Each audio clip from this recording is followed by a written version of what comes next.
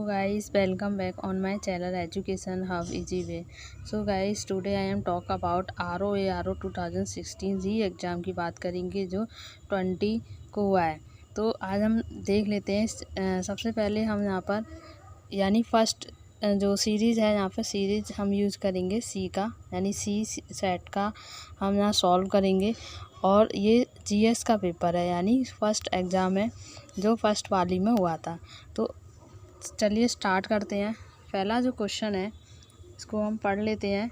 Mohit went 15 kilometre to the west from the house, यानी मोहित अपने house से 15 kilometre किधर गया है, वेस्ट के लिए गया है। तो इसको यहाँ पर हम पूरा सॉल्व करेंगे, एग्ज़ाम सॉल्व करते हुए देखेंगे। तो सबसे पहले वो वेस्ट चलेगा, वेस्ट यानी वो इधर खड़ा है और यहाँ से वो इस तरीके से वेस्ट गया है और वो कितने चला है यहाँ पर 15 किलोमीटर गया है। उसके बाद देन टर्न लेफ़्ट, अब वो क्या करेगा वहाँ से लेफ़्ट टर्न लेगा। लेफ़्ट यानी वो इस जगह यहाँ खड़ा हुआ है, इसका जो लेफ़्ट है वो इधर चलेगा। लेफ़्ट वो कितना चल लिया है 20 kilometre. Then he turn east, अब देखिए वो इस वाली डायरेक्शन में यहाँ खड़ा हुआ है। अब इसका जो ईस्ट हम देखेंगे तो वो किधर हो जाएगा, इधर हो जाएगा। इधर वो चलेगा ईस्ट की तरफ, कितना चलेगा 25 किलोमीटर। और फिर वो क्या हो जाएगा, फाइनली टर्निंग लेफ़्ट का वर्ड 20, फिर से वो लेफ़्ट चल जाएगा। लेफ़्ट वो टर्न होगा तो वो इधर जाएगा और यहाँ पर इस साइड में वो जाएगा तो कितना चल जाएगा 20 kilometre. How far was he from his house, अब हमें ये बताना है कि वो अपने घर से कितना दूर है। तो चलिए देखिए, यानी यहाँ भी 20 है और यहाँ भी 20 है, तो ये तो दोनों क्या है सेम है। लेकिन इधर जब वो अपने घर से चला था, या वो जहाँ खड़ा था वहाँ से वो चला था अपने घर से, तो वो कितना चला था 15 चला था। और लेकिन वो इधर जो टर्न होके चला है 25 चल लिया है। इट मीन्स क्या है कि यहाँ ओनली 15 है या 25 है, यानी यहाँ का ये जो डिस्टेंस हम देखेंगे क्या करेंगे 25 में से 15 माइनस करेंगे तो कितना आ जाएगा यहाँ पर 10 किलोमीटर। तो इसका जो राइट आंसर है वो क्या है 10 किलोमीटर है।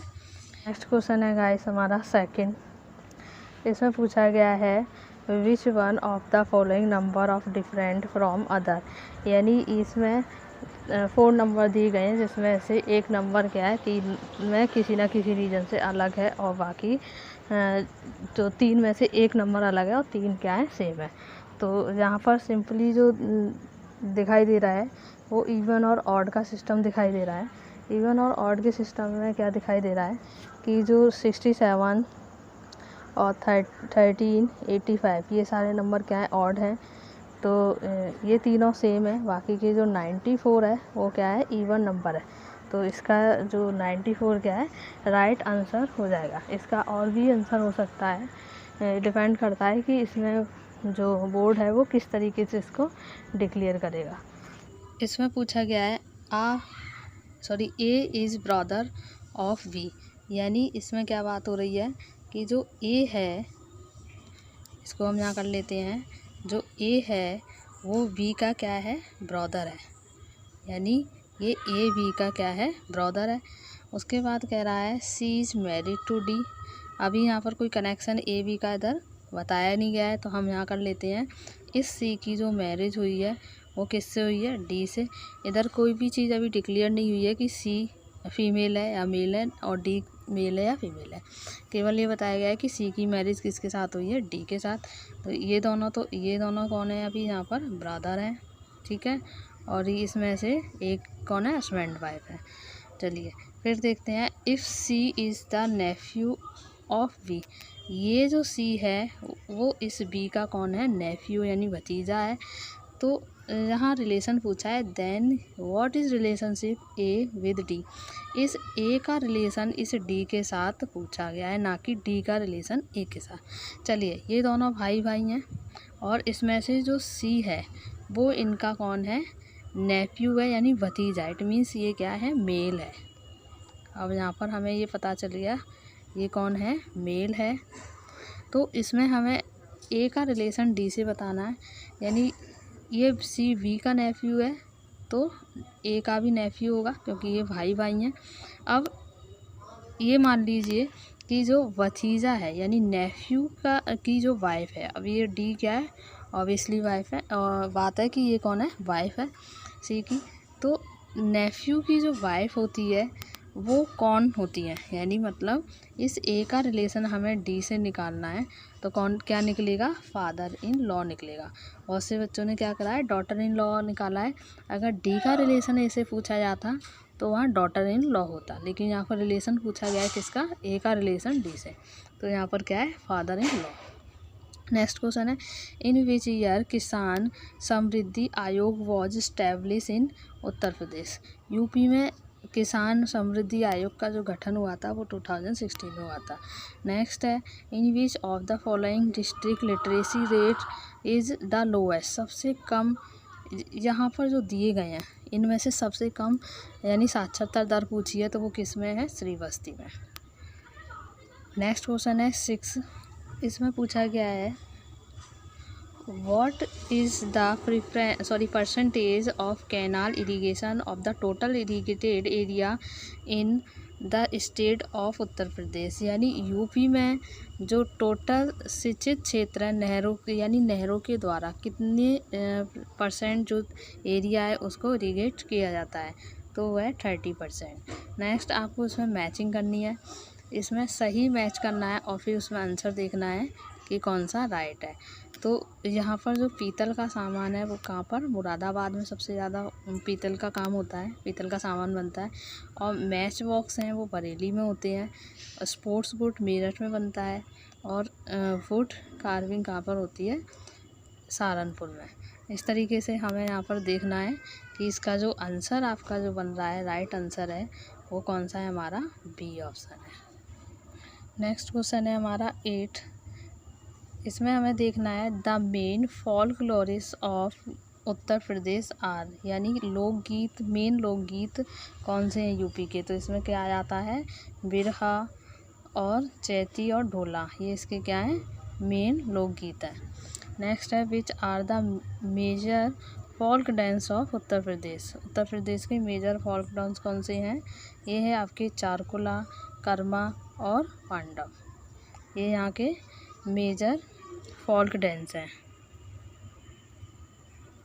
नेक्स्ट है हमारा 10, इसमें पूछा गया है trade facility centre and craft museum establish in district of Uttar Pradesh. इसका आंसर क्या है, 10th का आंसर है हमारा वाराणसी। इसके बाद नेक्स्ट इसमें पूछा गया है 11th क्वेश्चन, इसमें पूछा गया है the IFFCO urea plant is establish in which of the following place of UP. यानी यूपी में यूरिया प्लांट कहाँ पर स्थित है, तो ये आपको बता देते हैं, ये हमारे यूपी में ओनोला में, ये कहाँ पर है, ये दिल्ली के ही आसपास पड़ता है। ये 260 किलोमीटर है दिल्ली से, यानी दिल्ली से थोड़ा दूर है। और लेकिन ये कहाँ पर है, बरेली में जो ओनोला हाईवे है वहाँ पर ये पड़ता है, रेलवे स्टेशन के आसपास ही है, 10 किलोमीटर। नेक्स्ट क्वेश्चन है हमारा 12, इसमें 12 क्वेश्चन में पूछा गया है which one among the following is not correctly match, यानी करेक्टली मैच नहीं है, बाकी की 3 क्या है, सही मैच है, और इसमें से एक ऐसा है जो करेक्टली मैच नहीं है। वो हमारा कौन सा है, इलेक्शन पार्ट 15, यानी निर्वाचन है पार्ट 15 में नहीं होते हैं। पार्ट 50 में क्या होता है, फंडामेंटल राइट्स के बारे में बात की गई है, ना कि निर्वाचन के बारे में बात की गई है। बाकी की ये सारे राइट हैं, लेकिन इसमें सही नहीं पूछा है, तो इसलिए इसका आंसर जो होगा वो कौन सा होगा, डी ही। नेक्स्ट क्वेश्चन है हमारा 13, इसमें आपको अभिकथन और रीजन के बेस पर बताना है, यानी दोनों को पढ़ना है और देखना है कौन सा सही है। तो 13 का आंसर हमारा ए राइट हो जाता है। उसके बाद हमारा नेक्स्ट क्वेश्चन है 14 में भी मैचिंग की गई है, यानी मैच पूछा गया है इसमें, और उसके बेस पर आपको राइट आंसर बताना है। तो इसमें मैचिंग है क्या है, 7th शेड्यूल में क्या है, 8th शेड्यूल में, 9th शेड्यूल में। तो 7th शेड्यूल में क्या है, यूनियन स्टेट एंड कॉरेशन लिस्ट की बात की गई है। 8th शेड्यूल में लैंग्वेज की बात की गई है। 9th शेड्यूल में किसकी बात की गई है, वैलिडेशन ऑफ सर्टेन एक्ट की बात की गई है। और 10th शेड्यूल में disqualification on the ground of defection. ये क्या है, हमारे कॉन्स्टिट्यूशन की अनुसूचियाँ हैं, उसके बारे में इस तरीके से इसको राइट अगर हम मैच करेंगे तो उसका हमारा राइट आंसर है वो क्या हो जाएगा, डी हो जाएगा। नेक्स्ट क्वेश्चन 15 क्वेश्चन में भी आपको क्या करना है, मैचिंग करनी है। इसमें आपको कुछ बॉडीज़ यानी संस्थाओं के नाम दिए हैं और ये कब इस्टेब्लिश हुई थी वो आपको बताना है। लेकिन इसमें आपको ये मैचिंग नहीं करनी, इसमें आपको क्या करना है, ये देखना है कि कौन सा सही सुमेलित है यानी करेक्टली मैच है। नहीं है बताना है आपको, नहीं वाला। बाकी के इसमें से 3 है वो राइट है और एक इसमें गलत है। तो जैसे कि हम फर्स्ट की बात करते हैं, इंटर स्टेट काउंसिल 1990 में इसकी जो स्थापना हुई थी, कब हुई थी, 28 मई 1990 में। अगर पूरी डेट इससे पूछी जाती तो क्या हो जाता इसका, 28 मई 1990। उसके बाद नेशनल डेवलपमेंट काउंसिल, इसकी जो स्थापना हुई थी वो हुई थी 6 अगस्त 1952 में हुई थी, जो कि इसमें दिया है 1954। इसलिए ये वाला आंसर क्या हो जाएगा, राइट हो जाएगा, क्योंकि नॉट करेक्टली मैच पूछा गया है। नेक्स्ट इसमें सेंटर विजिलेंस कमीशन है, उसकी जो स्थापना हुई थी वो कब हुई थी, फरवरी 1964 में, बिल्कुल राइट है। और नेशनल ह्यूमन राइट्स कमीशन की स्थापना जो हुई थी ये हुई थी 12 अक्टूबर 1993 में। तो ये भी क्या है, राइट है। नेक्स्ट क्वेश्चन है हमारा 16 वाला। 16 वाले में भी क्या पूछा गया है इसमें, यानी आपको अभिकथन पढ़ना है और कारण रीजन बताना है इस तरीके से, और इसका जो करेक्ट आंसर होगा वो हमारा कौन सा आंसर आएगा, बी। उसके बाद नेक्स्ट क्वेश्चन है 17 में पूछा गया है कि विच of the following statement about green bond is not true, यानी जो ग्रीन बॉन्ड है उससे संबंध में कौन सा कथन सत्य नहीं है। यानी इसमें जो आंसर आ जाएगा वो हमारा ए सही है। Green bond investment is only for climate friendly project, यानी केवल इसी के लिए नहीं होता है ग्रीन बॉन्ड है। बाकी के ये जो थ्री हैं जो क्या है, तीनों राइट है, लेकिन इसका जो आंसर आएगा वो हमारा क्या है, ए सही है, क्योंकि इसका जो स्टेटमेंट है ए वाला वो क्या है, ट्रू है, और इसमें नॉट वाला ही पूछा गया है। 18 में इसमें आपको क्या करना है, इसमें भी मैचिंग करनी है, सही मैचिंग। डिफेंस एक्सपो और उसके जहाँ पर क्या दिए हैं, वेन्यू दिए हैं, उसके बारे में हम देखना है। 2016 में यानी साउथ गोवा, और 2018 में चेन्नई, इस तरीके से इसको मैच करना है। और इसका जो सही कोड है वो हमें यहाँ पर बताना है कि राइट कोड कौन सा है। इस तरीके से हम इसको मैच करेंगे तो हमारा जो राइट कोड है वो कौन सा आ जाएगा, बी वाला आ जाएगा। उसके बाद नेक्स्ट क्वेश्चन है हमारा यहाँ पर 19, इसमें भी अभिकथन और रीजन वाला है। अभिकथन और रीजन के बेस पर आंसर देना है, तो इसको आप पढ़ लेना। इसका जो राइट आंसर है वो हमारा कौन सा आ जाएगा, ए। उसके बाद नेक्स्ट है हमारा 20 वाले में हमें देखना है, इसमें क्या बताना है। इसमें पूछा गया है Wangala festival is celebrate is the following state, Wangala festival किस स्टेट में सेलिब्रेट किया जाता है, तो किस में किया जाता है, मेघालय में किया जाता है। नेक्स्ट क्वेश्चन है हमारा 21 में क्या पूछा गया है, an ultimate source of energy store in fossil fuels is, तो जो सन है इसका राइट आंसर हो जाएगा। यानी जो इसमें पूछा गया है कि जो फॉसिल फ्यूल है उसका एकमात्र ऊर्जा का स्टोर क्या है, तो वो क्या है, यानी सन से ही बनता है। यानी सन जब वो फोटोसिंथेसिस प्रोसेस होती है तब क्या होता है, जीवाश्म जो ईंधन है वो बन के स्टोर हो जाता है। 22 में पूछा गया है driving force of an ecosystem is, यानी जो पारिस्थितिक तंत्र होता है उसका जो प्रेरक बल है वो कौन सा होता है, सोलर एनर्जी होता है। नेक्स्ट क्वेश्चन है 23, which of the following is naturally occurring hardest substance on the earth, यानी अर्थ में सबसे हार्डेस्ट सब्सटेंस है वो क्या है, डायमंड होता है। नेक्स्ट क्वेश्चन है जहाँ पर 24 में पूछा गया है which one of the following is essential is corrosion of iron metal, यानी आयरन कोरेशन का मतलब होता है इसको जो आयरन है, लोहा है, वो किस तरीके से गलता है, सड़ता है। तो उसके लिए हमें किस किन चीज़ों की ज़रूरत होगी, ऑक्सीजन और मॉइस्चर दोनों के प्रेजेंट में ही ये क्या होगा, यानी गलेगा। नेक्स्ट क्वेश्चन है 25 में पूछा गया है which one of the following instrument is use for locating submerged object in the ocean. Ocean में जैसे कोई जो समुद्र में कोई भी चीज़ डूब जाती है कोई वस्तु, तो उसको जानने के लिए हम यहाँ से कौन से ऑब्जेक्ट का यूज करते हैं, तो वो है हमारा सेक्सटेंट जो होता है। इसके थ्रू कोई भी वस्तु जो गायब हो जाती है कोई ऑब्जेक्ट, तो उसका हम पता लगा सकते हैं। सोनार जो है, सोनार से हम क्या है जो साउंड वेव होती है उसको सुनने के लिए, इसको देखने के लिए साउंड वेव, वाटर में जो साउंड वेव उठती हैं उसके लिए हम सोनार का यूज़ करते हैं। और जो गैल्वोमीटर है, गैल्वोमीटर एक इंस्ट्रूमेंट होता है जो क्या करता है, मेजरिंग करता है एक स्मॉल इलेक्ट्रिकल करंट को, और जो वहाँ पे जो करंट होता है उससे जो रिफ्लेक्शन होता है उसके मूविंग के लिए यूज होता है। लेकिन यहाँ पर तो पूछा गया है कि डूबी वस्तु के लिए, तो उसके लिए सेक्सटेंट का यूज करेंगे। नेक्स्ट क्वेश्चन है 26। इसमें पूछा गया है Ramsar combination is related. Ramsar सम्मेलन जो है वो किससे संबंधित है, तो ये है वेटलैंड कंजर्वेशन से रिलेटेड है। नेक्स्ट है 27 में पूछा गया है, इसमें क्या करना है, मैचिंग करना है फर्स्ट और सेकंड को, और उससे राइट आंसर हमें देखना है। तो विटामिन जो के है उसमें क्या पाया जाता है, विटामिन के किस में पाया जाता है, अल्फ़ा में पाया जाता है। विटामिन डी कॉड लिवर जो ऑयल होता है, कॉड लीवर का जो ऑयल होता है उसमें क्या पाया जाता है, विटामिन डी और ए भी होता है इसमें। विटामिन ई व्हीट जर्म पाया जाता है। और लेमन, ये तो पता ही है, जो खट्टे फल होते हैं, जो खट्टी चीज़ें होती हैं उसमें विटामिन सी पाई जाती है। इस तरीके से हम इसको सही मैच करेंगे तो इसका जो आंसर हमारा बनेगा क्या आएगा, आंसर नंबर डी इसका राइट आंसर होगा। नेक्स्ट क्वेश्चन है हमारा 28। इसमें क्या पूछा गया है, who among the following founded the लाठी चार्ज। लाठी चार्ज की स्थापना किसने की थी, तो किसने की थी, बाल गंगाधर तिलक ने की थी। नेक्स्ट क्वेश्चन है 29। I have no time to think about God.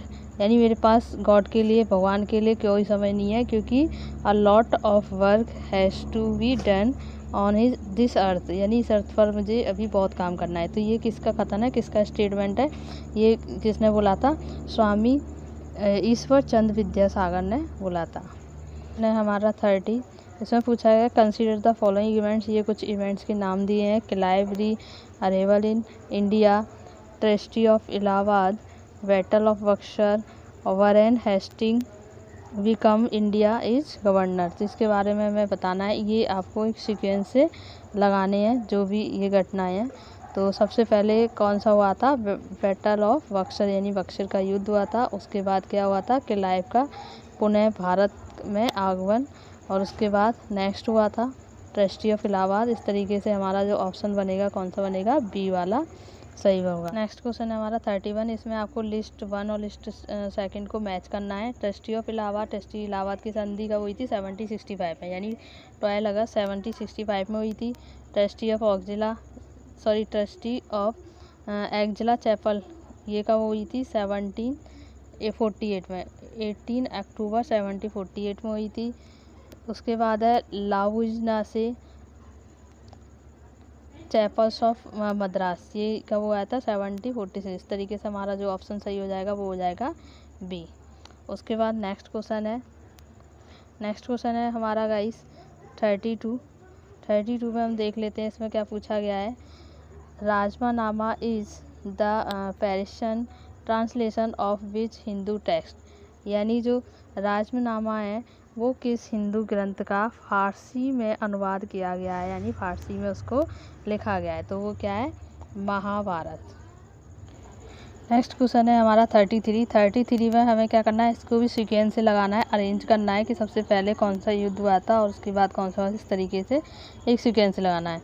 तो चलिए इसको देख लेते हैं। बैटल ऑफ कन्नौज का जो युद्ध था, ये इसको हम थोड़ा सा डिटेल में जान लेते हैं, क्योंकि ये एग्जाम में अक्सर पूछ लिया जाता है। बैटल्स ऑफ कन्नौज का जो युद्ध हुआ था वो कब हुआ था, 17 मई 40 को, यानी 17 मई 1540 को हुआ था। और ये कहाँ पर हुआ था? कन्नौज में हुआ था। और किन किन के बीच में हुआ था? शेरशाह और हुमायूं के बीच में, जिसमें कन्नौज के युद्ध में जो विनर रहे थे वो कौन थे? शेरशाह रहे थे और हुमायूं उसमें हार गए थे। बैटल ऑफ चंदेरी, चंदेरी का जो युद्ध हुआ था वो कब हुआ था? 1528 में हुआ था, चंदेरी में हुआ था। जिसमें ये किन किन के बीच में हुआ था? बाबर के बीच में हुआ था, बाबर और मंदनी राय के बीच में हुआ था। तो इसमें जो जीते थे, विनर जो रहे थे वो कौन रहे थे? बाबर ही रहे थे। नेक्स्ट जो वह है हमारा बैटल्स ऑफ तालीकोटा। तालीकोटा का जो युद्ध हुआ था वो कब हुआ था? 23 जनवरी 1565 में हुआ था। और कहाँ पर हुआ था? तालीकोटा में हुआ था। और इसमें जो ये किन के बीच में हुआ था? ये हुआ था आदिल शाह और इनके साथ 4 और थे, और एलिया के बीच में हुआ था। उसके बाद नेक्स्ट है चौसा का युद्ध। चौसा का जो बैटल्स ऑफ चौसा, ये किसके बीच में हुआ था? ये हुआ कहाँ था? पहले तो जान लेते हैं। चौसा में हुआ था, और ये 7 जून 1539 को हुआ था। ये हुआ था शेरशाह और हुमायूं के बीच में, जिसमें शेरशाह कौन रहे थे? विनर रहे थे।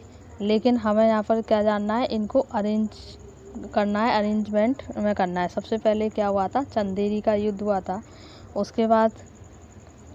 उसके बाद हुआ था चौसा का युद्ध, और फिर हुआ था कन्नौज का युद्ध, और फिर हुआ था तालीकोटा को। इस तरीके से इसका option number B right answer होगा। नेक्स्ट देख लेते हैं 34 देख लेते हैं। Arrange the following events is chronological order. इसको भी हमें क्या करना है? क्रोनोलॉजिकल ऑर्डर में अरेंज करना है, और करेक्ट आंसर है उसको सिलेक्ट करना है। तो सबसे पहले क्या हुआ था? पूना पैक्ट हुआ था। नंबर 1 पे क्या आएगा? पूना पैक्ट। और उसके बाद हुआ था गांधी इरविन अरेंजमेंट, और फिर हुआ था सिविल डाइवोडेंस कैंपियन, और लास्ट में हुआ था declaration of complete national independence. इस तरीके से ऑप्शन नंबर बी इसका राइट आंसर है। नेक्स्ट क्वेश्चन है 35। इसमें आपको क्या करना है? 35 में आपको मैचिंग करनी है, और उसके अकॉर्डिंग कौन सा कोड इसमें सही है वो हमें आंसर इसमें लगाना है। चलिए देख लेते हैं 35 में। इंडियन एसोसिएशन किसने किया था? सुरेंद्र नाथ बनर्जी। इंडियन एसोसिएशन के जो कंसिडर्ड हैं वो कौन है? सुरेंद्र नाथ बनर्जी हैं। और पूना जो नेक्स्ट है, पूना सार्वजनिक सभा के जो कंसिडर्ड है वो कौन है? महादेव गोविंद रनाडे। इस तरीके से यहाँ पे ये देखिए मैच किए हुए हैं। तो इसका जो कोड है वो कौन सा सही आएगा? यानी इसका आंसर है 35 का राइट आंसर हो जाएगा आपका ए। हमारा यहाँ पर 36 को देख लेते हैं। Who was compiler of the imperial gazetteer. यानी इसके जो कॉम्पिलर है वो कौन है? इसका जो राइट आंसर है हमारा वो है आंसर नंबर बी, यानी William Wilson Hunter. Next question है 37 में इसमें क्या है? ये आपको 2 खतन दिए हुए हैं, और इसमें देखना है कि कौन सा सही है और कौन सा गलत है। तो चलिए देख लेते हैं इसको। Which reference to establishment of supreme court which of the statement is are correct. यानी जो सर्वोच्च न्यायालय होता है उसकी जो स्थापना के संबंध में यहाँ पर कथन दिया है, कौन सा सही है और कौन सा गलत है, या दोनों सही है, उसके बेस पे हम देख लेते हैं। तो पहला जो कथन है, पहला जो स्टेटमेंट है वो है supreme court is Kolkata was establish by regulating act of 1773। क्या ये सही है कि कलकत्ता में जो सुप्रीम कोर्ट है उसकी जो स्थापना है 1773 के रेगुलेटिंग एक्ट के द्वारा की गई थी? बिल्कुल की गई थी, राइट आंसर है। नेक्स्ट है Lemister was the first chief justice of this court. नहीं, ये इसके जो फर्स्ट चीफ जस्टिस नहीं है, यानी इसका जो स्टेटमेंट है वो ए, यानी पहला आंसर इसका सही है। नेक्स्ट क्वेश्चन है 38। Colour of the tag used on certified seed bag is. Seed bag पर जो कलर का यूज़ किया जाता है वो मतलब टैग लगाए जाते हैं वो किस कलर के होते हैं? पर्पल कलर के होते हैं। उसके बाद नेक्स्ट क्वेश्चन है 39 देख लेते हैं। विच one of the following is correct match. इसमें मैचिंग दी हुई है और हमें ये देखना है कि इसमें जो करेक्ट मैचिंग किसकी है, यानी इसमें आपको एक ही करेक्ट मैच मिलेगा, बाकी की क्या है, इनकरेक्ट मैच है। चलिए देख लेते हैं। पहला वाला जो है ए, कोऑपरेटिव मूवमेंट। कोऑपरेटिव मूवमेंट यानी सहकारिता आंदोलन। सहकारिता आंदोलन किसने किया था? सहकारिता आंदोलन किसके साथ हुआ था? M.K. गांधी? नहीं, ये इसका रॉन्ग आंसर है। नेक्स्ट, यानी ये सही मैच नहीं है। Etawah pilot project, Albert Mayer. क्या इटावा पायलट प्रोजेक्ट है वो किसने किया था? अल्बर्ट मेयर ने किया था, बिल्कुल राइट आंसर है। ग्रो मोर एंड कैंपियन जी किसने किया था? J.L. नेहरू। तो ये सॉरी, जो पहला वाला था कोऑपरेटिव मूवमेंट वो M.K. गांधी ने ना करके इसने किया था, रॉबर्ट ऑन ने किया था। ठीक है, इसका अभी कोई कंफर्म नहीं है किसने किया था। और नेक्स्ट है सेवाग्राम प्रोजेक्ट। सेवाग्राम प्रोजेक्ट किसने किया था? ये गांधी जी ने किया था।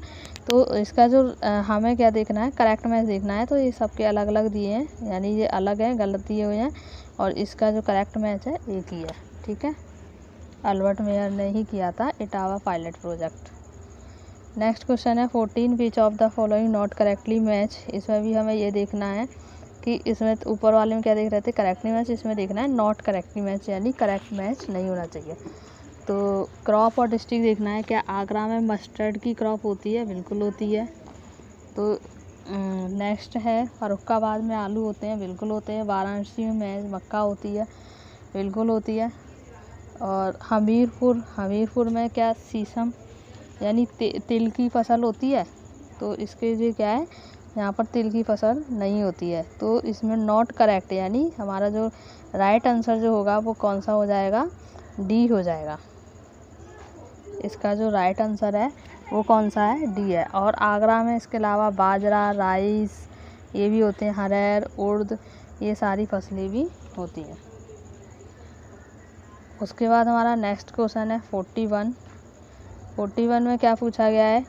First intercity electric bus service of the country under public private partnership model in February 2020 have been started by the state. यानी इसमें ये पूछी गई है कि देश की पहली इंटरसिटी इलेक्ट्रिक बस है जो फरवरी 2020 में पब्लिक प्राइवेट साझेदारी का एक मॉडल है, वो किसके अंतर्गत शुरू हुआ था, यानी कौन से राज्य में सबसे पहले ये बस चली थी? तो ये कहाँ पे चली थी?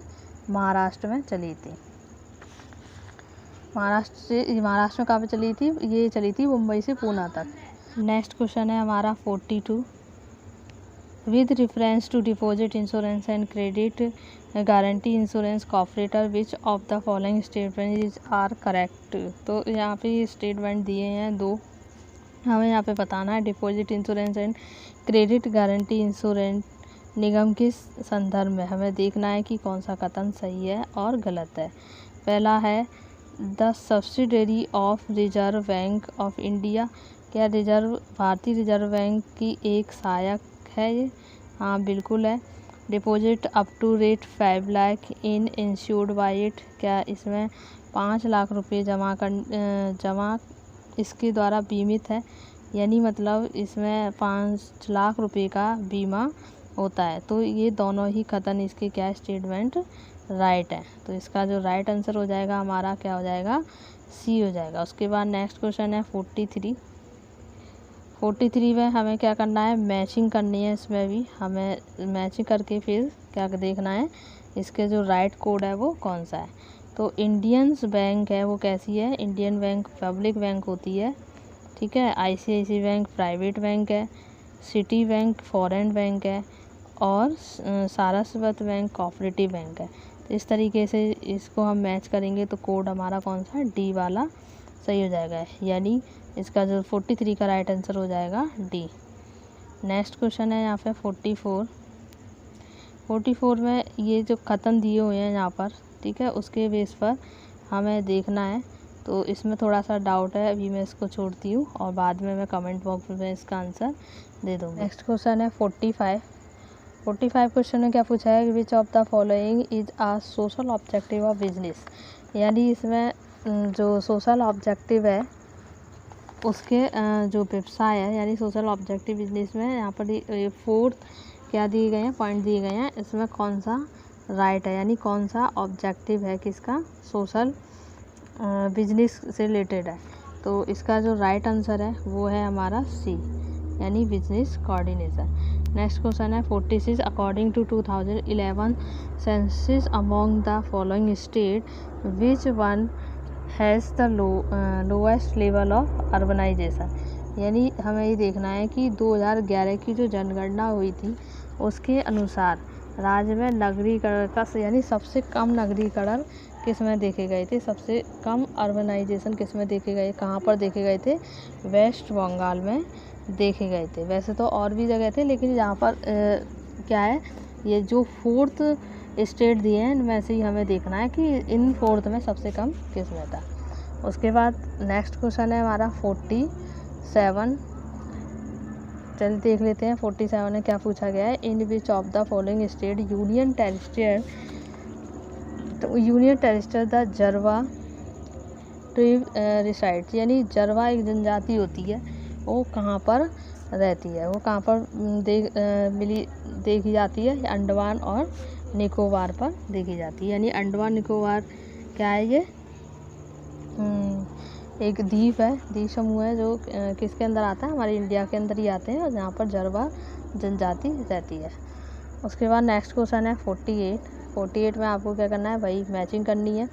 यानी मैचिंग करने वाले काफ़ी क्वेश्चन आए थे, इसमें हमें सही मैच करके और कोड का पता लगाना है। चलिए देख लेते हैं। यहाँ पर कुछ माइनिंग एरिया यानी खनन क्षेत्र दिए हैं और मिनरल्स दिए हैं कि कहाँ पर किस एरिया में ये मिनरल्स मिलते हैं। तो इसको हम देख लेते हैं। जैसे कि बात करते हैं जिंक हमें कहाँ किस क्षेत्र में मिलता है, एरिया मिलता है, जवार में मिलता है, ओके जिंक। और उसके बाद है यूरेनियम किस में मिलता है, गुरु महिषानी में। आयरन और कहाँ मिलता है, जो यूरेनियम है वो मिलता है किस में, जुदूगुड़ी में। और आयरन और मिलता है गुरु महिषानी में। और उसके बाद कॉयल जो मिलता है वो किसमें मिलता है, तलचीर में। इस तरीके से इसका जो राइट आंसर हो जाएगा, आंसर नंबर सी इसका राइट आंसर हो जाएगा। उसके बाद नेक्स्ट क्वेश्चन है हमारा 49 में हमें क्या बताना है, यहाँ पर मानसून बताने हैं कि जो वेस्ट विंड्स इन इंडिया, यानी हमें बताना है monsoon organized by which of the following winds in India. तो भारत की जो मानसून है उसकी जो उत्पत्ति है वो किन विंड्स, किन पवनों के द्वारा, यानी कौन सी पवन चलती है तब इंडिया में मानसून आता है। तो जो पवन चलेगी, जो हवा चलेगी वो कौन सी चलेगी, साउथ वेस्ट विंड चलेगी। यानी दक्षिण पश्चिम की जो हवाएं चलती हैं उसके द्वारा इंडिया में क्या आता है, मानसून आता है। तो ये ध्यान रखना है, इंडिया का मानसून पूछा गया है इसमें। नेक्स्ट क्वेश्चन है हमारा 50। इसमें पूछा गया है tropic of cancer does not cross which of the following state. यानी जो कर्क रेखा है उसमें से कौन सा स्टेट है जो इसको क्रॉस नहीं करता है, यानी कौन सा स्टेट के ऊपर से जो कर्क रेखा है वो नहीं गुजरती है। तो वो कौन सा है, छत्तीसगढ़ के ऊपर से कर्क रेखा नहीं गुजरती, नहीं गुजरने वाला स्टेट हमसे पूछा गया है। नेक्स्ट क्वेश्चन है 51 में वही आपको क्या करना है, मैचिंग करनी है और फिर आपको कोड देखना है। तो इसमें हमें कंट्री और कैपिटल को मैच करना है। तो 51 में हम देख लेते हैं, यहाँ पर जो म्यांमार है, म्यांमार की जो कैपिटल है वो कौन सी है, यंगून है। यानी म्यांमार कंट्री का जो कैपिटल है वो यंगून है। नेक्स्ट है कंबोडिया कंट्री की जो कैपिटल है वो क्या है, नामपेना है। और उसके बाद वियतनाम की क्या है, हनोई है। और लाओस की जो कैपिटल है वो क्या है, वियंटियन। इस तरीके से हमारा इसका आंसर नंबर सी इसका राइट आंसर हो जाएगा, यानी 51 का सी राइट आंसर है। उसके बाद नेक्स्ट क्वेश्चन है 52 में क्या है, यहाँ पर रिवर और रिवर और सिटी के नाम दिए हैं, उसके बेस पर हमें इसको क्या करना है, मैच करना है और राइट कोड इसमें हमें बताना है। चलिए देख लेते हैं कि कौन सी सिटी में कौन सी रिवर फ्लो करती है, कौन सी रिवर बहती है। तो सबसे पहले हम देख लेते हैं यहाँ पर सत अल अरब। सत अल अरब रिवर का नाम है और ये कहाँ पर फ्लो करती है, बसरा में करती है। उसके बाद है पराग्वे। पराग्वे कहाँ फ्लो करती है, एशियंस में करती है। और नाइजर कहाँ फ्लो करती है, नियाने में। और उसके बाद है डेन्यूब कहाँ फ्लो करती है, वियन्ना में। इस तरीके से इसका जो राइट आंसर हो जाएगा डी राइट आंसर हो जाएगा, यानी 52 का डी राइट आंसर है। उसके बाद नेक्स्ट क्वेश्चन है 53 में पूछा गया है कि इसका थोड़ा सा डाउटफुल आंसर है, अभी इसका आंसर क्लियर नहीं है, तो ये भी मैं आपको कमेंट बॉक्स में दे दूँगी। यानी मैंने जो भी आंसर आपको दिए हुए हैं वो 99.9 क्या है, बिल्कुल एकदम करेक्ट आंसर है। और 0.1% की कोई गारंटी नहीं होती है, लेकिन 99.1% क्या है, एकदम राइट है। क्वेश्चन है हमारा यहाँ पर 54 है। In which state of India the scheduled caste population in zero as per census 2011। यानी 2011 की जो जनगणना हुई थी उसके अकॉर्डिंग किस में जो शेड्यूल कास्ट है, अनुसूचित जाति है, वो शून्य थी, यानी वहाँ पर बिल्कुल नहीं थी। तो वो कहाँ पर था, नागालैंड में शेड्यूल कास्ट नहीं है। नेक्स्ट क्वेश्चन है 55 पे क्या पूछा गया है, 55 है संकल्प पर्व। यानी अभी ये क्या है, करंट अफेयर का क्वेश्चन है। संकल्प पर्व बनाया गया था, सेलिब्रेट किया गया था गवर्नमेंट ऑफ इंडिया। तो ये जून से जुलाई के दौरान इसको सेलिब्रेट किया गया था। जून से जुलाई के दौरान, यानी ये 28 जून से 12 जुलाई तक ये चला था। तो इसमें एक किसके लिए ये चलाया गया था, ट्री प्लांटेशन के लिए, यानी वृक्षारोपण के लिए ये पर्व चलाया गया था, संकल्प पर्व जिसका नाम था। ठीक है। उसके बाद नेक्स्ट क्वेश्चन है हमारा 56 क्वेश्चन देख लेते हैं। इसमें पूछा गया है ब्लू रिवोल्यूशन। ये तो सभी को पता होगा कि जो नीली क्रांति होती है वो किसके लिए होती है, नीली क्रांति किसके लिए होती है, यानी फिश प्रोडक्शन। और मिल्क प्रोडक्शन के लिए कौन सी क्रांति होती है, वाइट क्रांति इसको बोलते हैं, श्वेत क्रांति। ठीक है। नेक्स्ट क्वेश्चन है 57। Which of the following river are Chitrakoot waterfall in located. यानी चित्रकूट का जो जल प्रपात है वो निम्नलिखित में से किस नदी पर है, वो है आपका इंद्रावती नदी पर। क्वेश्चन है हमारा 58। The Kumaon Himalaya is situated between which of the river. यानी किन दो नदियों के बीच में कुमायूं हिमालय स्थित है, तो वो है सतलज और काली के बीच में स्थित है। नेक्स्ट क्वेश्चन है 59। The national afforestation and eco development board was set up by government of India in year. यानी ये नाम है, किसका नाम है, ये ये क्या है, राष्ट्रीय वनीकरण और पारिस्थितिक विकास बोर्ड है। इसकी जो स्थापना है वो किस सन में हुई थी, ये पूछी गई थी, भारत सरकार के द्वारा की गई थी, 1992 में की गई थी। नेक्स्ट क्वेश्चन है हमारा 60। विच one of the following was the theme. यानी एक थीम थी किसकी, जो डे सेलिब्रेट किया गया था, स्टैटिस डे सेलिब्रेट ऑन 29 जून 2020। 29 जून 2020 को ये डे सेलिब्रेट किया गया था। तो इस डे की जो थीम थी वो क्या थी, वो थी आपकी सस्टेनेबल डेवलपमेंट गोल्स, यानी सतत लक्ष्य विकास जिसको कहते हैं, ये इसकी क्या थी, थीम थी। नेक्स्ट क्वेश्चन है 61। Which Bollywood actress receive the Padma Shri award in year 2020। 2020 में किस एक्टर्स को पद्म श्री अवार्ड से नवाजा गया था, वो कौन थी, कंगना रनौत, जो आजकल के समय में बहुत ज़्यादा फेमस हो रखी है सुशांत के केस को लेकर। चलिए नेक्स्ट क्वेश्चन है हमारा, इसमें पूछा गया है जनवरी 2020 में कितने पद्म विभूषण पुरस्कार मरणोपरांत प्रदान किए गए थे। यानी मरने के बाद कितने पद्म विभूषण दिए गए थे, तो कितने दिए गए थे, 4 दिए गए थे। वैसे टोटल जो दिए गए थे वो कितने दिए गए थे, 7। लेकिन मरणोपरांत यानी जो मर गए थे उनके बाद उनको दिए गए थे वो 4 दिए गए थे। नेक्स्ट क्वेश्चन है 63। Who has been honours by international olympic committee with the coaches life time achievement award 2019। यानी इसमें देखना है कि जो अंतर्राष्ट्रीय ओलंपिक समिति थी समिति के द्वारा किसे coaches life time achievement award दिया था 2019 में? किसको दिया था? वो दिया था पुल्ले गोपी चंद को। नेक्स्ट क्वेश्चन है international mother language day celebrate. International mother language day कब सेलिब्रेट किया जाता है? फरवरी 21 को, यानी 21 फरवरी को किया जाता है। नेक्स्ट क्वेश्चन है 65 जो क्वेश्चन है वो है हमारा Operation Vanilla launch by India navy in January 2020 is related to which one of the following. यानी जो भारतीय नौसेना द्वारा जनवरी 2020 शुरू किया गया था ऑपरेशन वनीला, वो किससे संबंधित था? वो था आपका डिसास्टर मैनेजमेंट से संबंधित।